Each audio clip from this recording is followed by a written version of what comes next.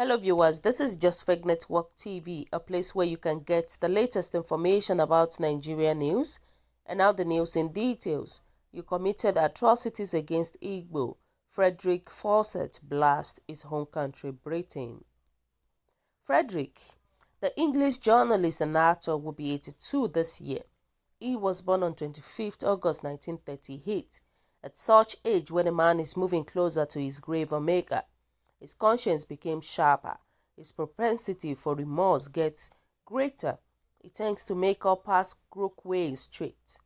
He confesses a sin, or does so vicariously, that he is on behalf of his own clan or community or country. That is exactly what Frederick has done, blaming his country, Britain, for its bias against the Igbo during the Nigerian Biafran War that spanned 3 years, 1967 to 1970.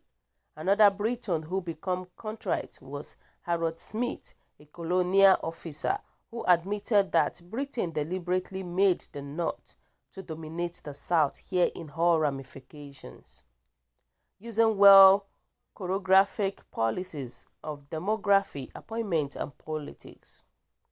Frederick is a household name in the Commonwealth countries and beyond for thrillers such as The Day of the Jackal, The Odessa File, The Fourth Protocol, The Dog of the War, The Devil's Alternative, The Feast of God, Icon, The Veteran, Avenger, The Afghan, The Cobra, The Kill List, The Biafran Story, and others. According to William Okujo Okereke, this is the man who has the true history of the 30-month genocide against Biafrans. He is not an Igbo man. His books on Nigerian Biafrans are a maker and the making of African legends. It was when he covered the war in Nigeria as a BBC correspondent that the bias of Britain became clear to him. He reviewed this in a recent article in The Guardian of London, Buried for 50 Years, Britain's Shameful Role in the Biafran War. It was for this reason that the writer walked away from the BBC, narrating 6 months later in February 1968, fed up with the slavishness of the BBC in Whitehall. I walked out and flew back to West African. Ojukwu roared with laughter and allowed me to stay. My condition was that, having rejected Britain propaganda, I would not publish his either. He agreed. In the article, Frederick reviewed the sins of Britain. I arrived in the Biafran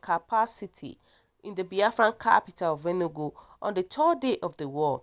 In London, I had been copiously briefed by Gerard Wastro, head of the BBC West African Service. What I did not know was that he was the obedient servant of the Government Commonwealth Relations Office, CRO, which believed every word of its High Commissioner in Lagos, David Hunt. It took 2 days in Enugu to realize that everything I had been told was utter garbage. I had been briefed that the brilliant Nigerian army would suppress the rebellion in 2 weeks. 4 at the most. Fortunately, the Deputy High Commissioner in Enugu State, Jim Parker, told me what was really happening. It became clear that the rubbish believed by the CRO and BBC stemmed from our High Commissioner in Lagos, a racist and a snob. Hunt expected Africans to leave their attentions when he entered the room. When Gowon did, at their single pre-war meeting, Ojukwu did not. Hunt looted him at once. And here is the story. My brief was to report the all-conquering march of the Nigerian army. It did not happen. Naively, I filed this. When my report was broadcast, our High Commissioner complained to the CRO in London, who passed it on to the BBC, which accused me of pro-rebel bias and recalled me to London. What is truly shameful is that this was not done by savages, but aided and assisted at every stage by Uxbridge-educated British mandarins. Why? Did they love the corruption-riving, dictator-prone Nigeria? No. From start to finish, it was to cover up that the UK's assessment of the Nigerian situation was an enormous judgmental screw-up. And worse, with neutrality and diplomacy from London, it could all have been avoided. Like Frederick First, Harold Smith, and accomplice in the lopsidedness of Nigerian politics, confessed, despite seeing vast land with no human but cattle in the north, we still gave the north 55 million instead of 32 million. This was to be used to maintain their majority vote and future power bid. The West without Lagos was the most populous in Nigeria at the time. And we ignored that. We seriously encouraged the North to go to the military. We believe that the South may attend Western education, but future leaders will always come from military background. Their traditional rulers were made influential and superhuman. The Northerners were given accelerated promotions both in the military and civil service to justify their superiority over South. Everything was to work against the South. We truncated their good plans for their future. I was very sorry for the AG. It was a great party, too much for African standard. We planned to destroy Awolowo and Azikiwe, the West and the East, and sowed the seed of discord among them. We tricked Azikiwe into accepting to be president, having known that Balewa is the main man with power. Awolowo has to go to jail to cripple his genius plan for a greater Nigeria. And below is the Frederick article on the bias of Britain against the Igbos. He said, buried for 50 years, Britain's shameful role in the Biafran war. It is a good thing to be proud of one's country, and I am, most of the time, but it would be impossible to scan the centuries of Britain's history without coming across a few incidents that evoked not pride, but shame. Among those, I would list all the creations of British officialdom in South Africans of the concentration camp. To persecute the families of Boers, add to that the massacres of 1919 and the Hola camps set up and run during the struggle against Mahu. But there is one truly disgusting policy practiced by our officialdom during the lifetime of any more over 50, and one word would suffice: Biafran. This referred to the civil war in Nigeria that ended 50 years ago this month. It stemmed for the decisions of the people of the eastern region of that already riot-racked country to strike for independence as the Republic of Biafra.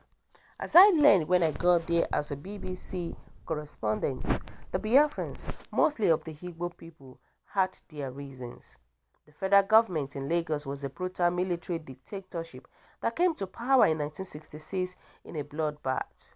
During and following that coup, the northern and western regions were swept by a pogrom in which thousands of resident Igbos were slaughtered. The federal government lifted not a finger to help. It was led by an affable British-educated colonel, Yakubu Gowon. But he was a puppet. The true rulers were a group of northern Nigerian colonels.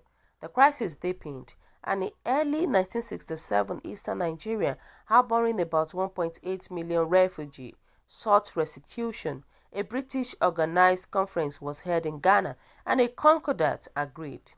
But Gowon returning home was flatly contradicted by the colonels, who tore up his terms and reneged on the loot. In April, the eastern region formally seceded, and on 7 July, the federal government declared war. Biafra was led by the eastern region Oxford Education former military governors, Emeka Ojukwu. London, ignoring all evidence that it was Lagos that reneged on the deal, denounced the secession, made no attempts to mediate and declared total support for Nigeria. I arrived in the Biafran capital of Enugu on the third day of the war. In London, I had been copiously briefed by Geraint Wastru, head of the BBC West African Service, But what I did not know was that he was the obedient servant of the Government Commonwealth Relations Office, which believed every word of its High Commissioner in Lagos. David Hunt, it took 2 days in Enugu to realize that everything I had been told was utter garbage. So guys, what is your own take about this? What do you think about this news? Your comment is highly appreciated. We all heard what Freddy Foster said about the Biafrans. This is to tell you that for a long time ago, the Igbos has been suffering, and here is the time for them to get their freedom back from all these people, all these wicked leaders that we have in Nigeria. So kindly drop your comments at the comment section below. For those who subscribe, I want to say a very big thank you to you for subscribing. We'll say God bless you for subscribing. Bye.